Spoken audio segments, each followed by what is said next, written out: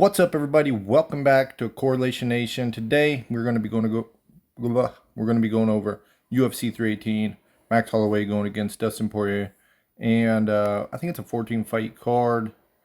Yes, 14 fights. I think everybody made weight. Let's check this real quick. I didn't really watch the weigh-ins. I kind of recapped them just a little bit, went over it, but not completely. So let's see. I believe this stuff's on here. Okay, so I need to refresh this because this was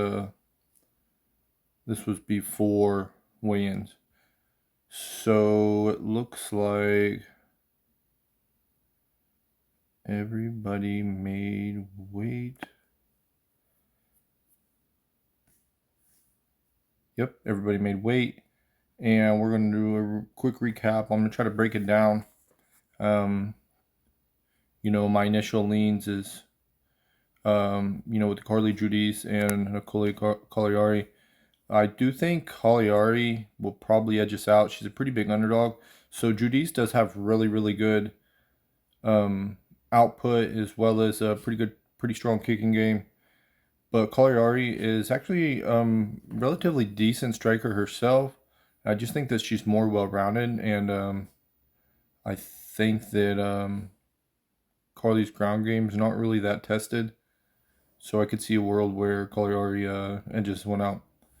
Bruno Ferreira and Jackson McVeigh. McVeigh, I believe, was supposed to fight a couple weeks back against a different opponent, and now he is going to be stepping in against Bruno. And I just think that Bruno might be a little bit too much for him. That's my initial lean, but we are going to break this down a little bit more extensively in just a moment. Ryan Spann going against Lucas Bresky. Bresky came in pretty heavy. He looks pretty pudgy, at least compared to, when he was at light heavyweight. But, let's not pretend like Bresky's a phenomenal athlete himself. I do think that Bresky's probably the more technical striker overall. But Ryan's not terrible. He's an opportunistic grappler, has pretty good chokes, front chokes. I'm a lean with Spann for now, but we'll come back to this in a little bit. Jimmy Crute going against Marcin Prachnio. I think Jimmy Crute is going to win this fight. Prachnio is known as more of a kickboxer, and Crute is more of a grappler.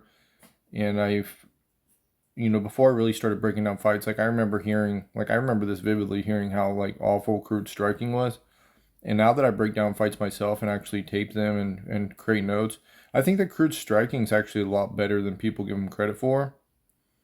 And in his last fight, I was a little bit more worried about, the fact that he was coming back from retirement and all that. But I think that he's got a really, really strong chance to win this fight. And the odds show that he's a minus 320 favorite. Adam Fugit and Islam Dulatov. Islam is an absolute firehouse. I mean, this guy is just all gas, no brakes. Adam Fugit is really not the most technical fighter. He's more of a gritty fighter overall. And, there is a world where Dulatov could gas himself out trying to finish Fugit, and then Adam come back and get a second or a third round win. But I'm going to side with the favorite on this one. I think that Islam's kind of the real deal, and sometimes that pressure and aggression is really just too much. And I think that his ferocity and aggression is just going to be too much for Adam to handle. And I do see him finishing this round, or finishing this fight. Atiba Gutierrez and Robert Valentin. This should be a pretty good fight. Atiba is an absolute powerhouse, and I know that we've seen that. I mean, he's got real raw power, just like that death touch type of thing. But Robert Valentin's not really a quitter. He's not a guy that's going to quit on himself. And obviously there's a world where Atiba just starches this guy in the first round or whatever. But, I think he has a questionable gas tank, and Robert is I think he's just a born fighter. And I have seen Robert clipped. I've seen him hurt. I don't know. This one's a hard one. It is a hard one to pick. But obviously all the value is going to be on Robert Valentin. You know, he's a plus 405 favorite or underdog. And I would like to side with him. But, you know, obviously Atiba could just starch this guy. I mean, he does have that kind of power. The next fight is going to be Prado going against Nikolai Verdenikov. Kind of a mouthful. Let's see. So this is another pretty tough one. Prado's really just kind of a brawler. You know, not a lot of technique. He's tough as nails, and he will just go. He brawls. Nikolai is a little bit more technical, I think.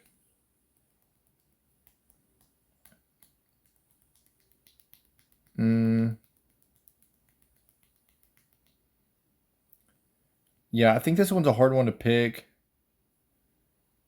We'll come back to this when I go through the actual notes or my breakdown of the fighters. But yeah, I'm not picking now. We'll come back to that. Marvin Vettori going against Brendan Allen. Yeah, this is another one that, in my opinion, is pretty tough. I do think that Brendan's like the more like dynamic fighter. Obviously, you know, we've got a lot more submission upside. He's actually a pretty solid striker. But one of the things about him is he does tend to he doesn't have very good head movement. You know, he has good lateral movement on the feet and all that, but, you know, if he can get backed up, he doesn't really have great head movement, and that's typically when he tends to get hit a lot and get hurt. Vittori's just got a blockhead. I mean, this dude's got a center block for a draw or whatever, and he's pretty technical. I think, you know, he's not the most exciting fighter, and I know he gets a lot of hate, but, you know, I got a lot of respect for the guy, especially after the Paulo Acosta fight. You know, I started liking this guy a lot more after that, and I think this one's tough. I just think that Vittori's got a lot more. Well, you know, Allen maybe too, because he's kind of on the downswing right now. He's been losing fights, but Vettori, he's got a heavy heart. Yeah, we'll have to break this one down. This one's another tough one. Kyler Phillips going against Vinicius Oliveira. This is a fun fight, and another fight that in my opinion is pretty hard to choose. So one of the fights that I want to look at specifically was the same Nurmagomedov, whatever, you know what I'm trying to say. That fight, you know, I think Kyler Phillips is, at least from a striking standpoint, is a little bit similar, you know, dynamic striker. But one of the big differences between those two is I feel that Kyler relies a lot more on his footwork and his lateral movement than Saeed does. And I think that they're both these guys, Vinicius and Kyler, they're both phenomenal strikers, but they're different kinds of strikers. And Oliveira will arrogantly drop his hands in the pocket, and I've seen him get clipped and hurt and put away. And I could see this fight going over, and I could see Kyler edging this one out. Let's see who's the favorite. Yeah, Vinicius is the favorite, and it'll be interesting. That's kind of what I'm thinking, though, is that Kyler's going to be able to edge this one out. Just because he's going to be so... But, you know, here's the thing, though, is he does fade. That's the one big thing. Phillips definitely does fade. So it'll be interesting to see. Michael Johnson going against Daniel Zellhuber. Yeah, I mean, Michael Johnson's definitely got a puncher's chance in this fight, but Zellhuber is kind of a guy that, one, he is proven to be pretty durable, and two, he's kind of a guy that's either all the way in or all the way out, where Michael Johnson fights pretty good at range, but the problem is Zellhuber is going to have a much larger reach, or he's going to have a reach advantage, and so because of that, I'm just going to side with Zellhuber. Probably a pretty big favorite. Yeah, huge favorite. Not really surprised. But there is always a world where Michael could knock him out. I just don't think that's super likely. Dan Ige going against Patricio Pitbull. This is an interesting fight.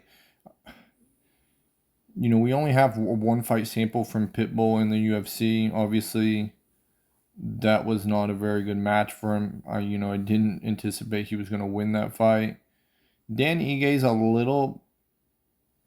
it's a bit better matchup for him.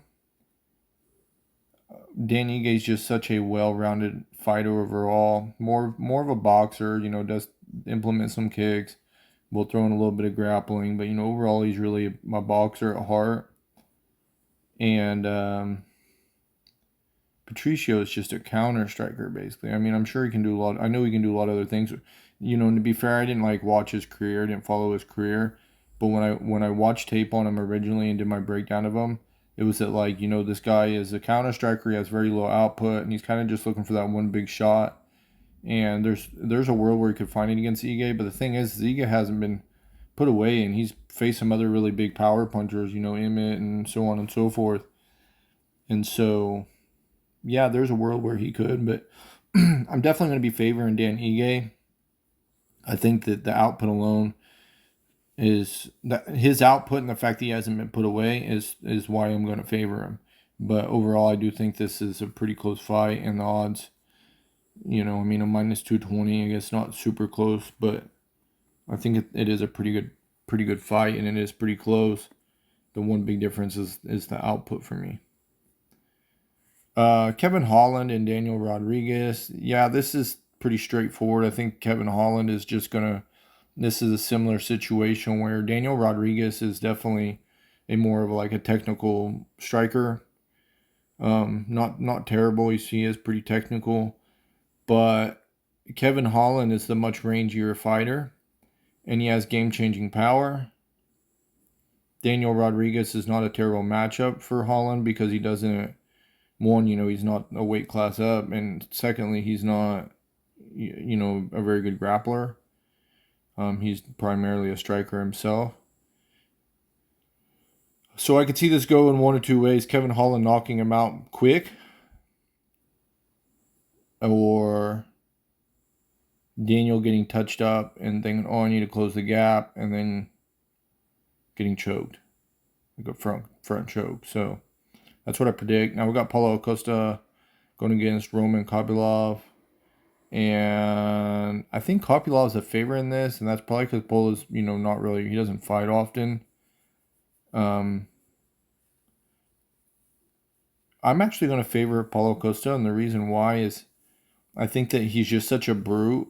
He's so big, he's so strong, and he's aggressive enough that in the first round, I think he's going to be able to put Kopylov on his back. And that's his best chance at winning. That's what I think. I think his best chance of winning is getting Kopylov down, but I don't think that the line should be this wide. I think it's a closer fight than that. Paulo Costa's pretty good on the feet, has pretty good range management. Anyways, and then to the final fight, we got Max Holloway going against Dustin Poirier. And these guys have fought twice before. First time, long time ago, in the weight class below. I think Poirier armbarred Holloway. Holloway went on to become a champion. Was really, really good, or whatever. I may have that mixed up. Yeah, I think that's right. And then, this is Poirier's, exiting fight, which you never love watching a guy retire before he steps into the cage. Or a fighter, I should say, guy or girl. Yeah, I think it's a very interesting fight, even though it's the third time they fought. I think Max Holloway is going to be a little bit more better prepared, a little bit more, built up for the weight class. Not that he's just putting on or not shedding the extra pounds, but, he's actually bulked up a little bit. He's going to be a little bit bigger than he initially was or in the second fight. And just a close fight. I think You know, Poirier's got the power to knock out Max Holloway. You know, if this was a fight ago, we would have been going, oh no. Max has never been knocked out, but he got knocked out by Ilya. And, you know, if you look at their last fight, he was hurting him like regularly. Um, I am gonna fight. I'm gonna stick with Max. I think that he's got the output, so he's gonna have more numbers, and he's gonna be a little bit bigger. And Dustin's basically already retired. Um, so I do think Max Holloway is probably going to win this fight, even though he lost the last two.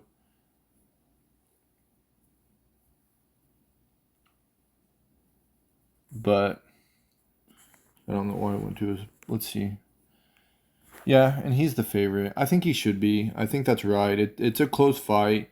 You know, basically the way I see this fight is Max Holloway is, if he uses his footwork, his one big downfall I think as a striker is he doesn't use enough lateral movement. He tends to back straight up before circling, and this that's when he gets caught, is when he's backing up. You know, so if Poirier can definitely be the aggressor, which he does have a tendency to throw like, um, you know, he'll basically throw like a power jab, left hook, or like left cross, and then, you know, enter the pocket with like a low kick. He does do that quite a bit, and if he can be the aggressor, I could see a world, obviously, where he puts Max up against the cage and potentially TKOs him, or whatever.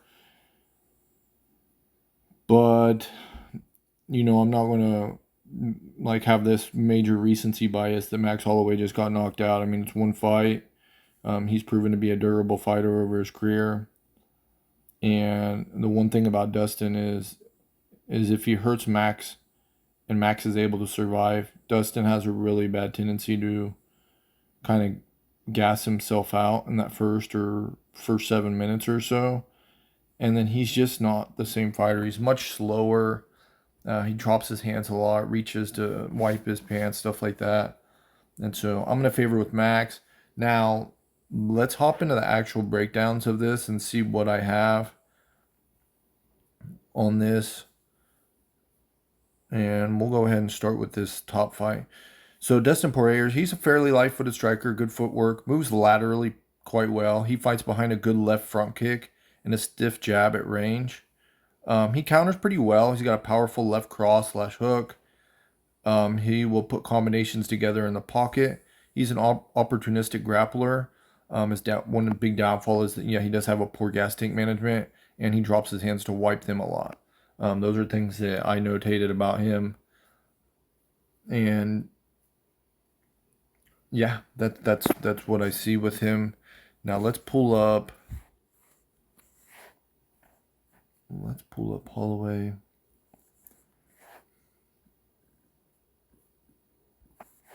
Max.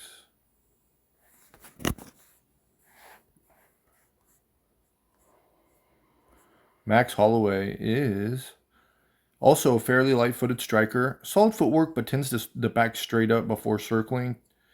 He's a technical striker, fights behind tight boxing with some touching kicks. You know, a lot of the kicks he throws out at range are just fillers. They're, you know, light little low kicks and push kicks.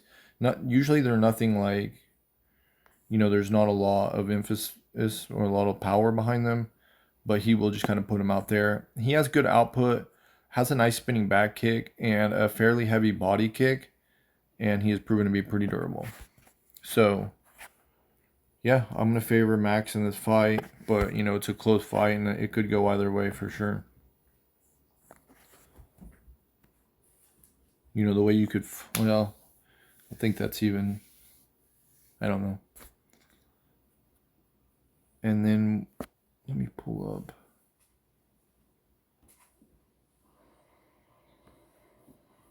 I'm gonna pull up. I got Tapology over here on my computer, so I'm gonna pull it up over here. That way I can see the fights. Okay. We're gonna move down to the next fight. So Paulo Costa.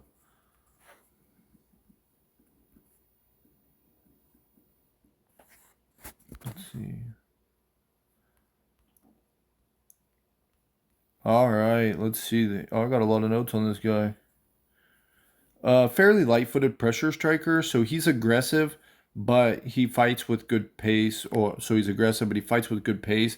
And oddly enough, I know this sound like contradicting, but he manages the distance pretty well. So he kind of engages on his own terms.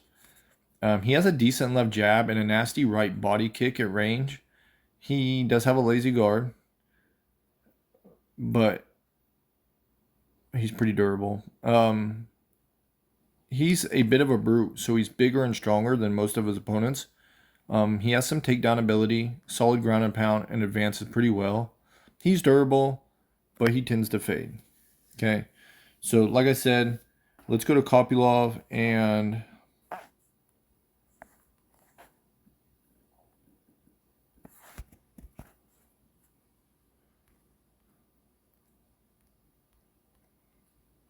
light-footed striker uses footwork to maintain distance, fights behind a stiff right jab, throws to the body as well.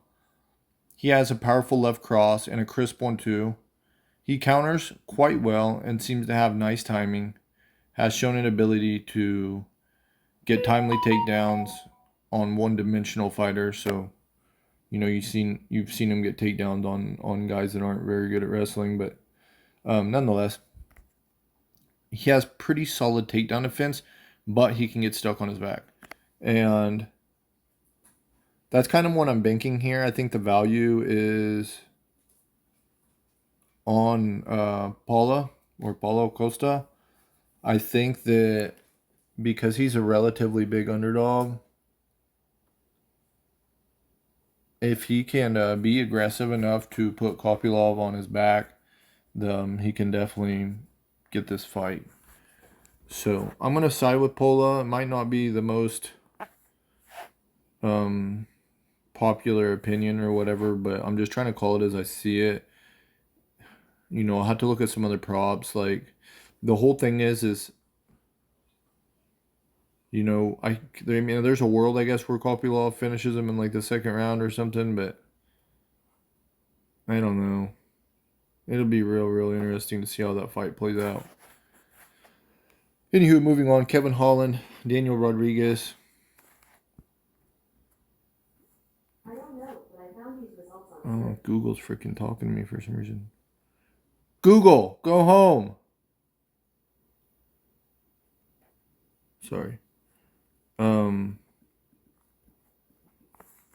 Let's see, Holland.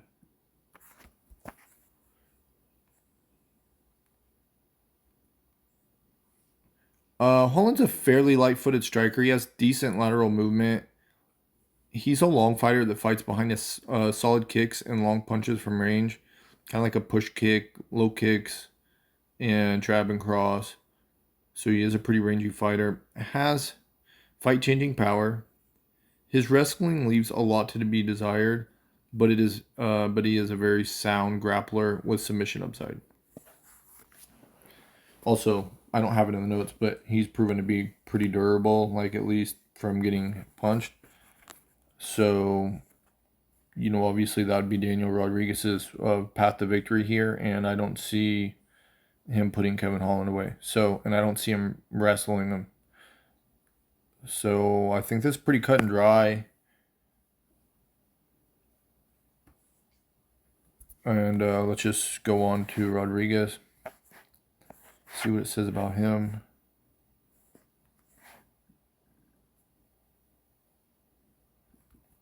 Daniel. Poof, poof, poof, ba-do-do-do-do. Okay, so he's a technical boxer, light-footed, average power. I have that, but you know, he did put away his last opponent. Average power, solid low kicks and decent side kick. Can be taken down, but works to get up. That's what I have. You know, it's not a ton, but you know, he is a pretty technical striker, mostly overall. And yeah, I just, like I said, his path to victory is just not really there in this fight. I don't think. So let's see what happens. But you know, I got Kevin Holland winning this fight. Dan Ige. Oops.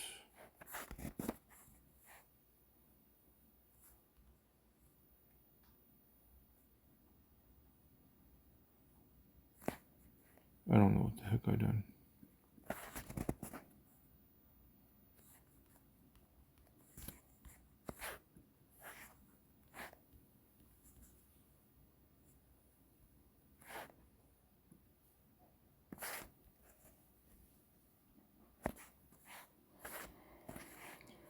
I done butchered it.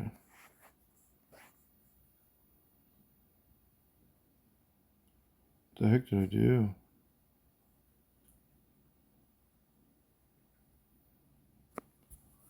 Let me go to this.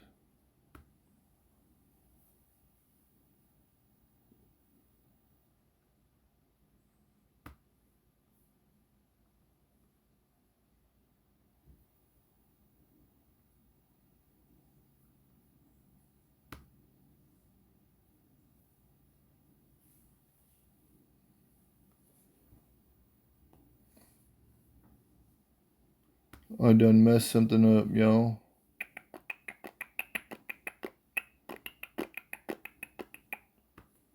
Let me see. Get out of that.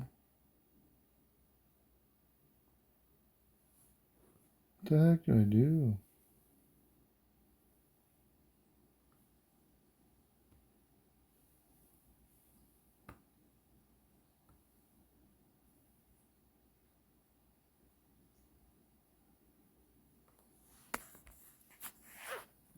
I done something.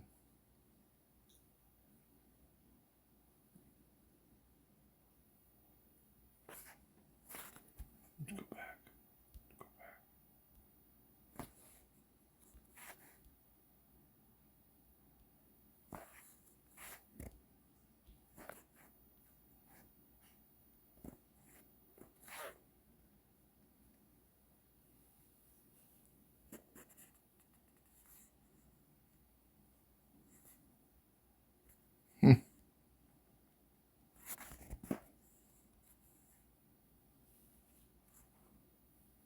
What the heck did I do? I don't know what I did, y'all.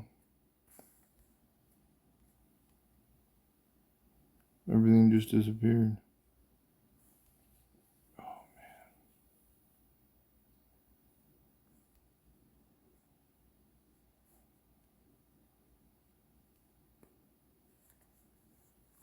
Let's try this.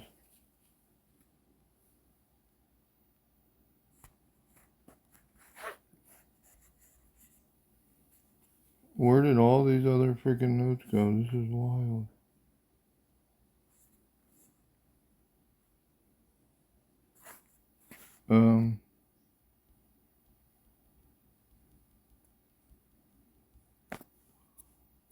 No idea where everything went. This is bonkers.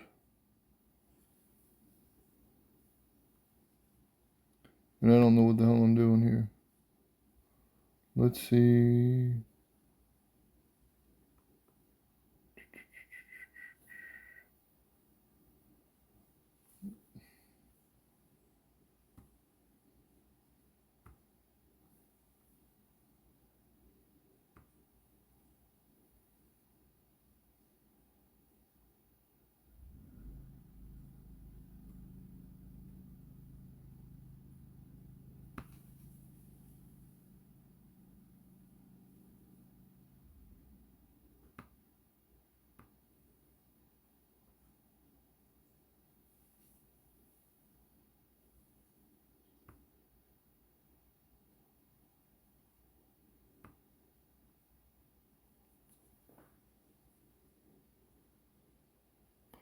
Okay, I got him to pop back up. Woohoo! Alright. There they are again. Let's do this.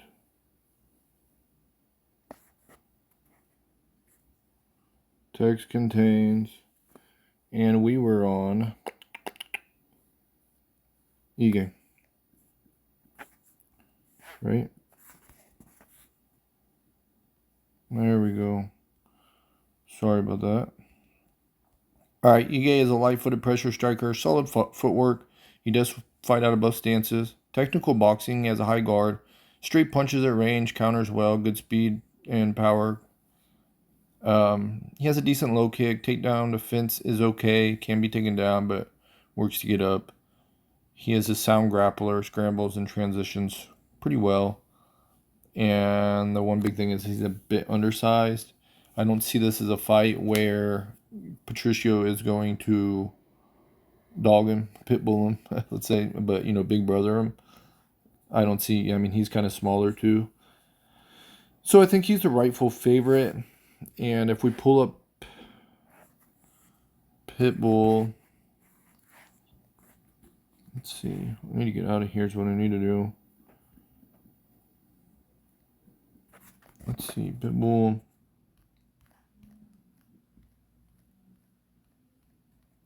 So he's a very patient counter striker. He has low volume. He will fill the void with occasional leg kick. Has above average speed combined with good power. He can grapple and work his way, and will work his way to his feet when taken down. Yeah, I mean, obviously, like I mentioned before, this is a fight where,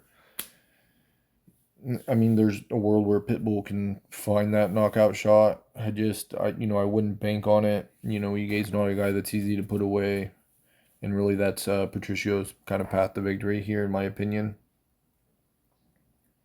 So I'm gonna stick with Dan Ige. I think that Dan Ige wins this fight most of the time. So moving on to the next fight, we've got Michael Johnson going against Daniel Zellhuber. Michael Johnson.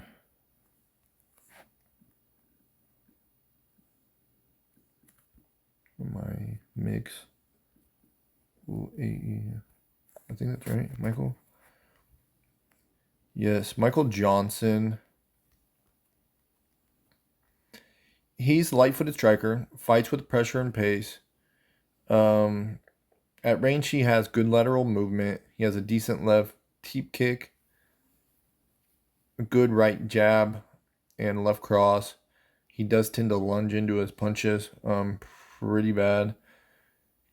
Can easily fall into a firefight. So, if his opponent is a guy that wants to brawl, he will kind of just be a willing trade partner in that. And it's got him, it's a good and bad thing. Obviously, he throws pretty fast hands and he has dangerous, powerful hooks and stuff in the pocket.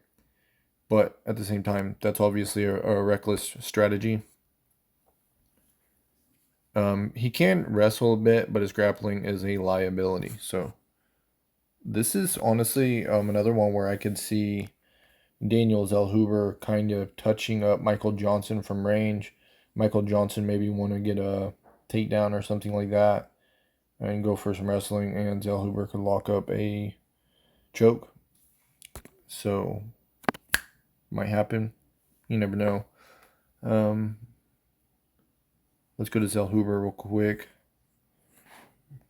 We're trying to touch on all of these.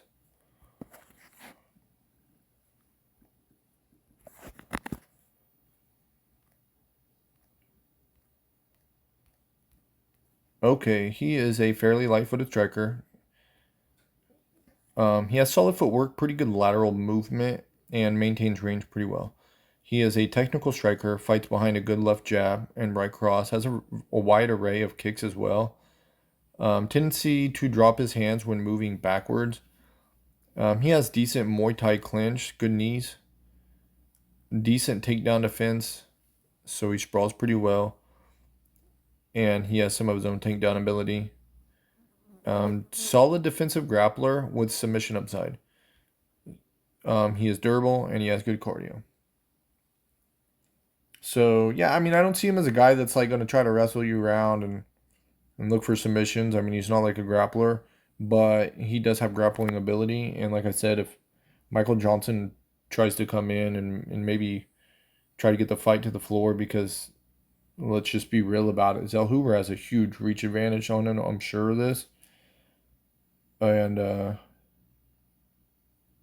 is this fight even still on? I didn't see them weigh in. I didn't see that. So let me see this. Surely it is. I don't know. I have to look at it a little bit more later. But nonetheless, that's the way I see the fight going. And let's get to the next fight. Kyler Phillips and Vinicius. Okay. Kyler.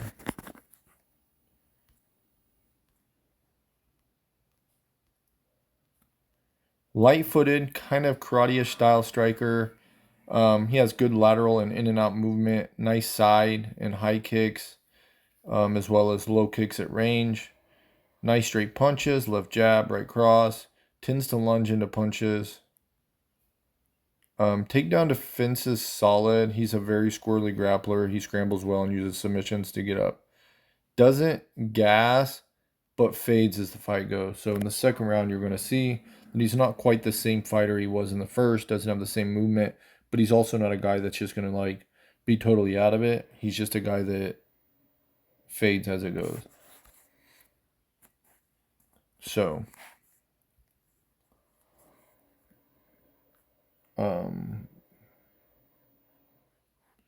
which clip, Vinny? Vinny. Okay, here we are. Fairly light-footed pressure striker. He has solid footwork. He manages range pretty well, but doesn't use much lateral movement. So it's a lot of just kind of stepping in and out and trying to maintain his range. Technical Muay Thai kickboxer. Push kicks, low kicks, spinning kicks. Has fundamental boxing, but fights a bit arrogantly and drops his hands. He's a capable grappler.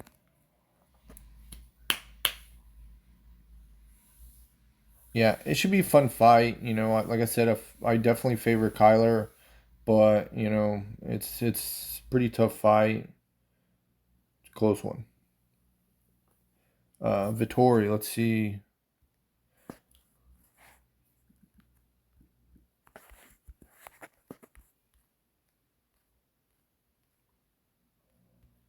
Vittori is a flat-footed striker, has solid footwork, range management. So even though he doesn't hop around a bunch, he does have pretty good footwork, mostly. Boxing is solid. He has a nice right jab and a left cross. He counters well, but tends to drop his hands when moving back. He has a snappy right low kick and a solid left low kick, side kick.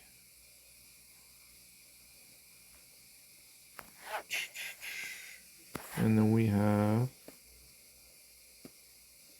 let's see, Brendan.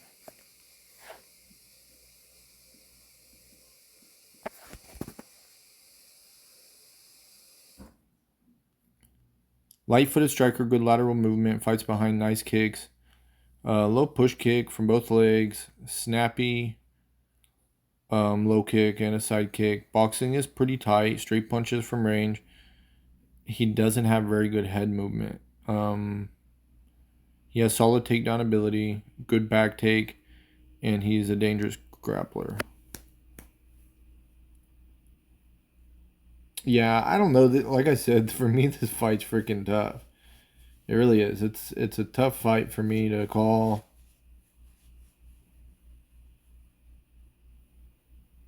You know, Brendan's obviously the more dynamic fighter overall.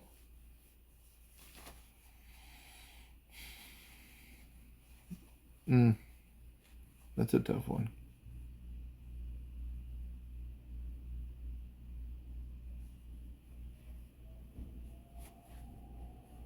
I'm going to pick Allen to edge it out. I think Allen can win the fight. But I'm going to be rooting for Vittori. That's just the way I see it. You know, I think that Brendan probably can win the fight. But I'm going to be rooting for Vittori. I hope he wins. Just, you know, if you hear him talk about it, it's a bit sad. You know, he lost his brother, and you can tell it's hard for him, you know, and he also knows that this is like a pivotal point in his fighting career, so it'll be interesting. Honestly, I can almost see him. Well, maybe not. I don't know. I was gonna say I could see him putting the gloves down if he loses, but at the same time, he feels like he has a lot left to offer. So it'll be interesting to see how this fight goes. Francisco Prado.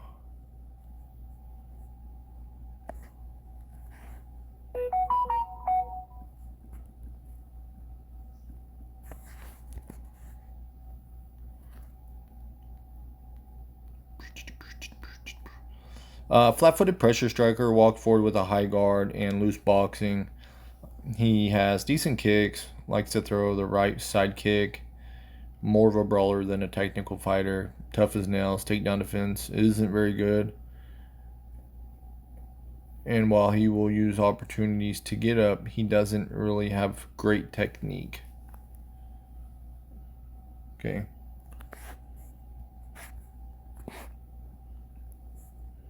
And I actually really like to watch these and see how accurate these notes really are, because sometimes obviously I have to change them. I'm like, oh, had that wrong.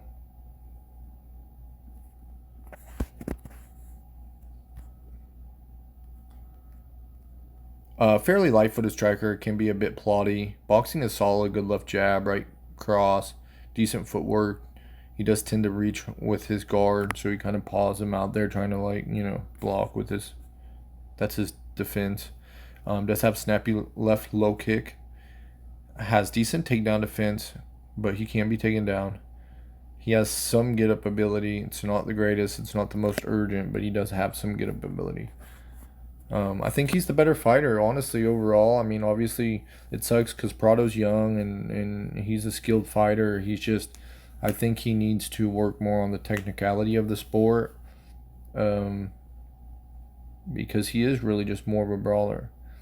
Also, probably wouldn't hurt him. I know he's got a lot of muscle mass. It probably wouldn't hurt him to go down, honestly. Dude's kind of like Drew Dober. Looks like him, big old jaw. Anyways, Atiba.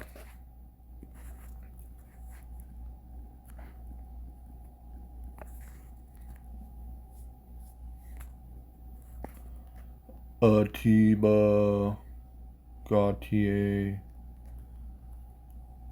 Freaky athleticism, obviously. Flat-footed pressure striker. Has a solid 1-2 high kick combo at range, but tends to punch his way into either the clinch, where he has nasty knees, or the pocket, where he throws wide power punches. And the dude has obviously devastating power. Takedown defense isn't all that great. He has been able to kind of muscle his way back up against lower level competition, obviously. I think he comes from a Sambo background, so he does have that. But anyways, that's a like African Sambo. I don't know, not really into that sport, so I'm not sure what all goes into it. But anyways, he does give up his back. Oop, red flag, especially against a guy like Valentin, which is pretty opportunistic with things like that. But anyways, he gives up his back and he does fade as the fight goes. Okay, so let's pull up our boy Robert.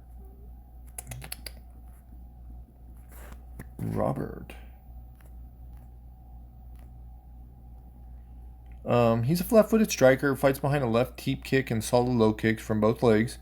Has solid left jab and a right cross at range, carries hands low, tends to throw wide in the pocket, opportunistic grappler, scrambles quite well, his cardio looks solid, and he won't quit on himself.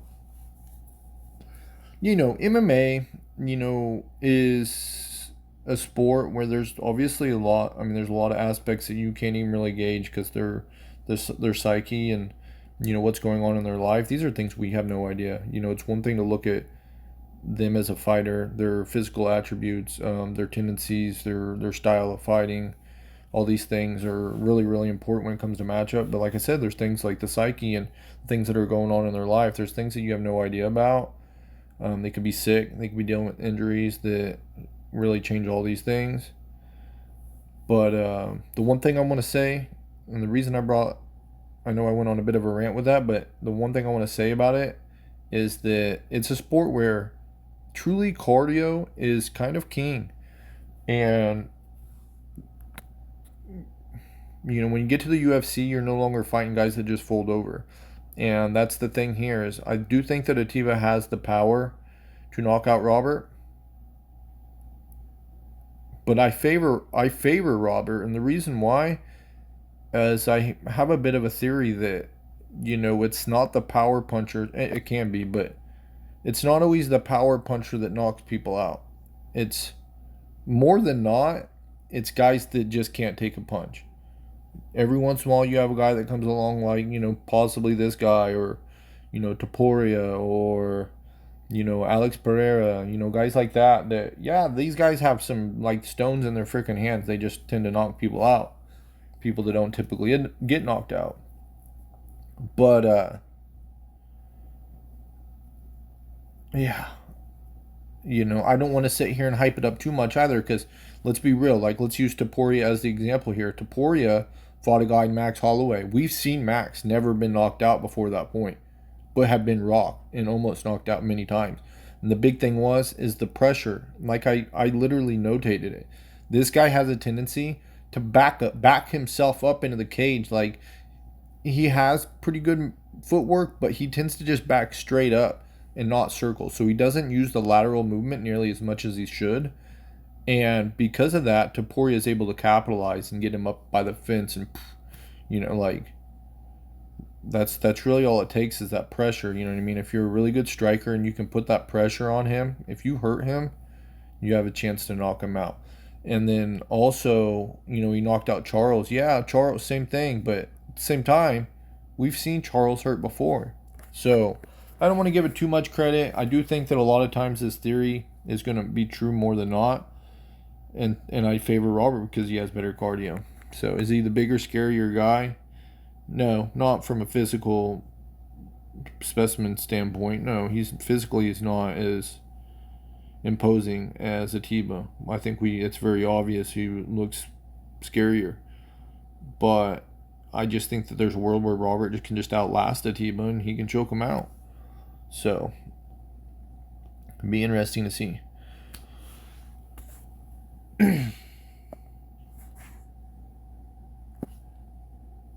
Let's see. Okay. We have Fugit. Fuck it. Alright.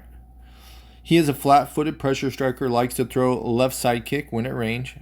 Tends to be more of a brawler that has more success in the clinch or like wrestling sequences.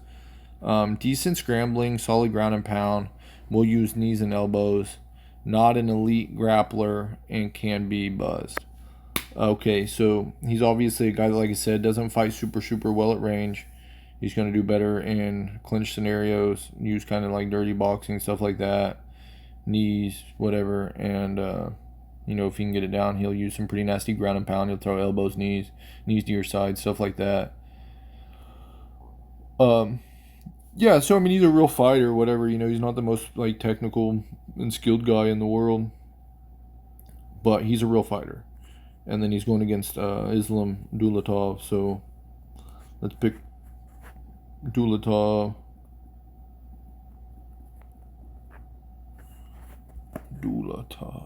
All right. Light-footed pressure striker. He is very aggressive. Has a decent left jab and powerful right cross, but tends to throw punches and bunches. Kind of a plus minus is that, while he does that, it can be overwhelming, but in doing so, it's also very reckless, right? But we're not dealing with a like phenomenal counter striker here in Fugit, so I think he should be okay. He has nasty knees and elbows in the pocket or in the clinch and seems to sprawl pretty well. Is also an opportunistic grappler, has a pretty tight squeeze. Untested cardio and does seem to fade, right? Yeah, I just think he's going to overwhelm Fugit. That's what I think. But it's funny because on one hand it's like Atiba, and then now I'm Team Dulatov, and it's. I'll tell you what we're gonna do. We're gonna pull up we're gonna pull up Fugit and see. Yeah, I mean, he's been knocked out twice, been submitted once. Got submitted by Mike Malott and beat up by Michael Morales. Did last quite a long time against Michael Morales. But, you know, Michael Morales wasn't known as like a very aggressive fighter. I think he's freaking phenomenal. I remember taping him, and I think that dude's so underrated. But, you know, not that aggressive. So he doesn't really put it on his opponents a lot of times. Yeah, I think that he's already shown that he'll find the door. And so yeah, I think that's the difference between him and Valentin. Is that I think that he's willing to walk out the door, whereas Valentin's not. So let's move on.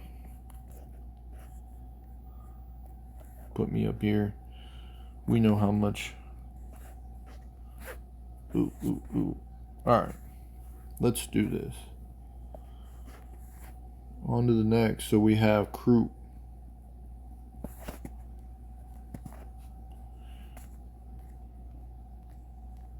Alright, and if you remember, I said, you know, I feel like this guy's underrated as a striker. Again, not going to sit here and pretend like he's a great striker or like the best, but this is what I have. He's patient, flat-footed striker. He fights behind a strong right outside low kick. He does have a pretty good outside low kick. Boxing is very basic, but it's fundamentally sound. It looks like he has kind of short arms, which I see as a negative, obviously. And he seems a little bit slow, but he counters pretty well and has good power.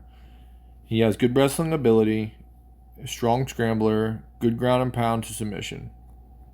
So I think he's a pretty well-rounded fighter, and I just don't think Marcin is the guy that people thought he was coming into the UFC. Okay. But let's see what we have on him. And you make your decision.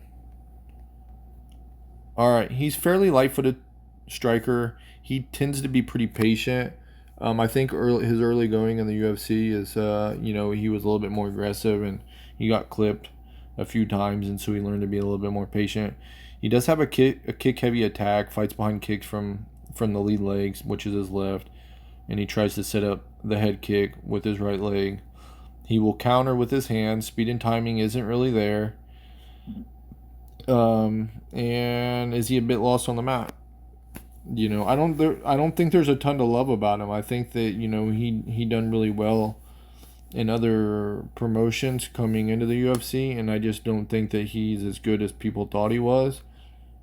And I'm not trying to disrespect the guy. Obviously, he's a professional fighter, and had a lot of success outside the UFC, but I just don't think this is it for him. So I do think Jimmy Crute going to win this fight, and so do the odds makers. So let's go to Span.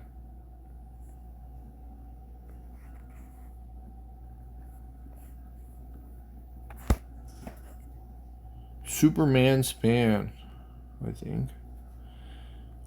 Fairly light-footed pressure striker, lacks technical footwork, has a decent left jab but doesn't fight behind it. He's aggressive brawler by trade, tends to throw wide power punches. He is an opportunistic grappler. He has good chokes. He scrambles well but can get caught in transitions. Has a questionable chin.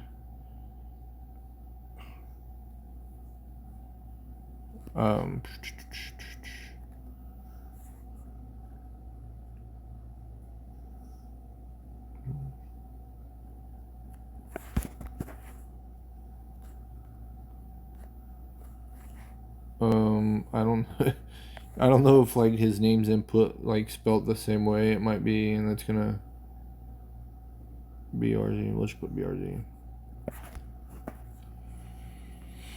Yeah, it is. Alright. Light-footed striker, solid low kick from range, decent boxing, pretty tight but not very technical combinations. Keeps a high guard but tends to reach.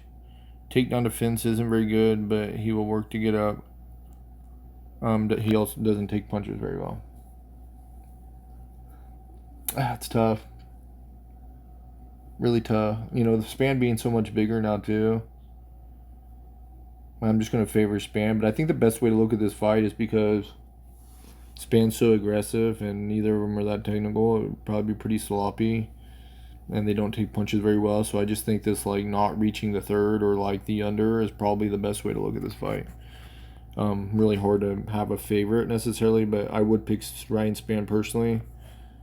And that's where I'm going to go with it. All right, now we're on to Bruno Ferreira. Bruno.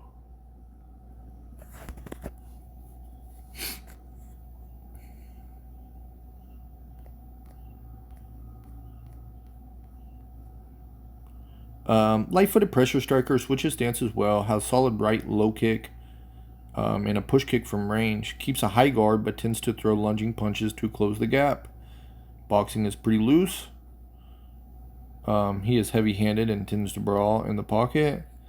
He has well-timed takedowns with good ground and pound. He's a capable grappler with solid scrambles. Ooh. Scrambling.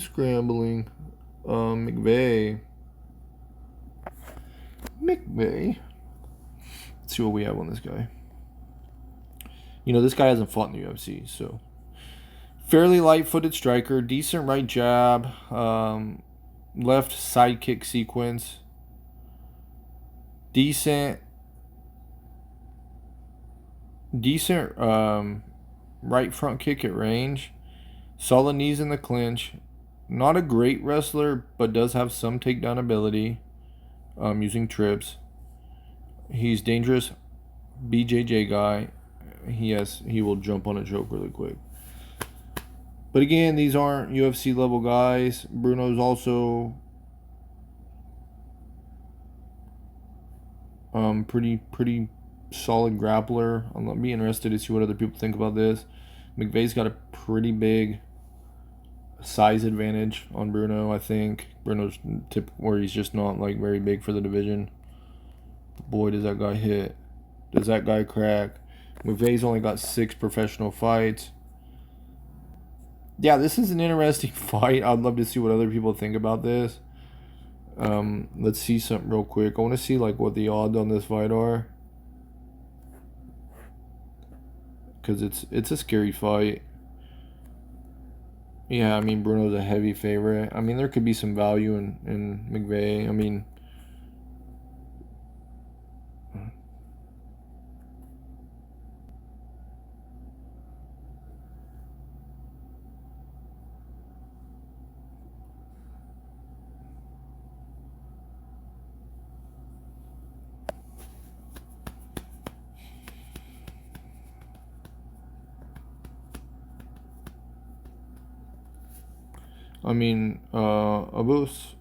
Abus Magomedov and Nursultan Ruzaboyev are both pretty large guys for the division.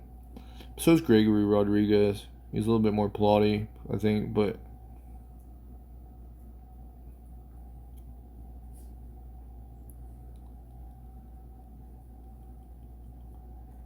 yeah, I'm just gonna stick with Bruno. But I think it's a scary fight. Maybe, it might be one you want to stay away from.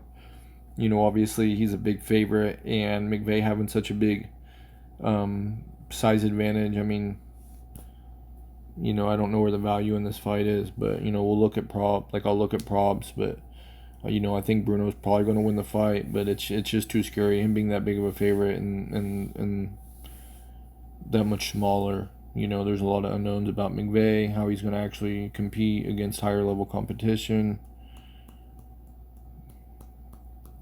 Yeah, be interesting to see how that fight goes. Carly Judice, let's see this. Last fight is the first fight. All right, Carly.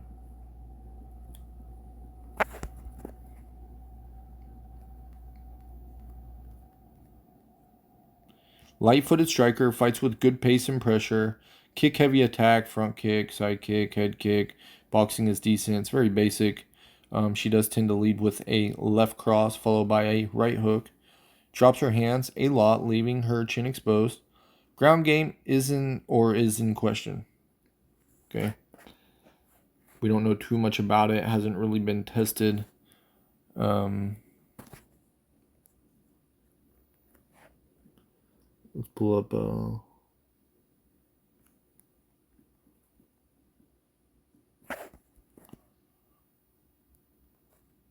Okay. Light-footed pressure striker. She's a good athlete. Has some kicks at range, mostly a side or like a high kick.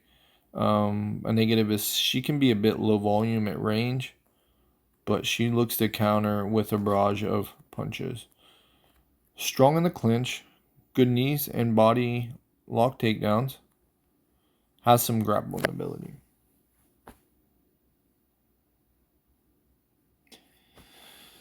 Yeah, I mean, there's value there. I mean, I think that she has a path. You know, she may have low volume, but she's not like a terrible striker. I mean, I think she comes from a Muay Thai kickboxing background.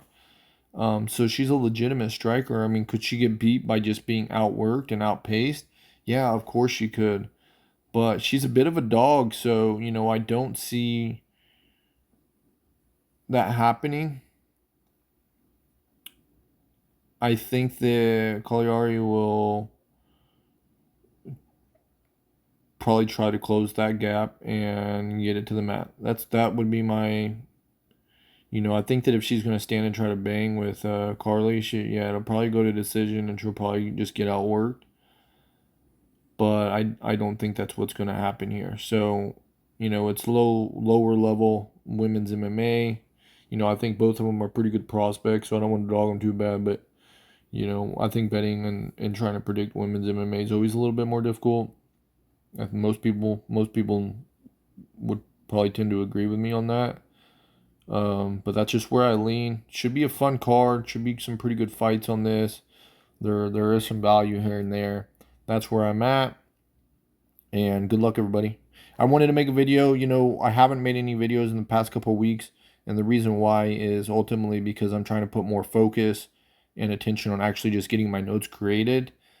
And that way I can put more time and energy into actually creating the predictions and just higher quality videos later on, because obviously I want to hit at a pretty high clip. But the reason that I wanted to make this video is because I've actually done pretty well the past few weeks, predicting some pretty big underdogs, or just even props. You know, I think I have like 3 or 4 weeks straight now where I've hit like a handful of like plus 5, 6, and 700 props. Like, you know, I hit I can't remember them all obviously, but I know I hit the Curtis decision last, or split decision last week. We hit Terrence McKinney in under a minute.